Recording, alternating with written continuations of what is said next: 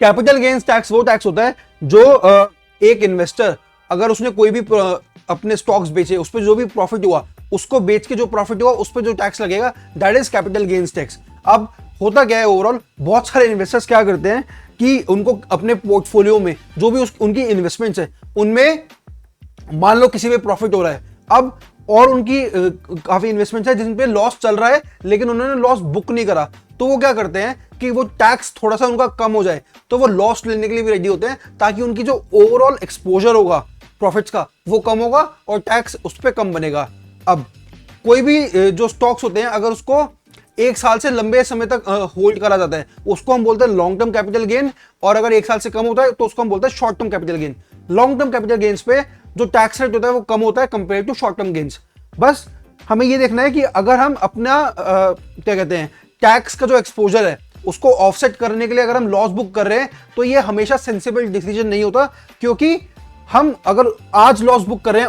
उस इन्वेस्टमेंट में जिसको हमने सोचा था कि एक टाइम पे जाके ग्रो करेगी, सिर्फ इसलिए ताकि हम आज अपना टैक्स ऑफसेट कर सके, तो बाद में अगर वो स्टॉक बढ़ेगा या उसके बढ़ने के चांसेस हैं तो वो जो गेन्स हमें मिल सकते थे वो हमें नहीं मिलेंगे, सिर्फ इसको ऑफसेट करने के लिए। तो आपको वो ये हर वक्त you have to be alert और आपको ये एनालाइज करना है कि क्या मुझे अभी टैक्स ऑफसेट कर अभी इसको लॉस लेके टैक्स ऑफसेट करना ज्यादा सेंसिबल डिसीजन है या फिर अभी टैक्स भर दो क्योंकि बाद में इसमें गेन्स बहुत ज्यादा हैं। तो ये हमेशा से एक, अगर आप छोटे लेवल पे खेल रहे हो तो आपको कोई इसमें फर्क नहीं पड़ेगा, लेकिन जो करते ही करोड़ों में उनके लिए एक एक ट्रांजैक्शन से बहुत ज्यादा फर्क पड़ता है। तो कैपिटल गेन्स टैक्स या फिर कोई और भी टैक्स बहुत इंपॉर्टेंट रोल प्ले करता है एक पोजीशन को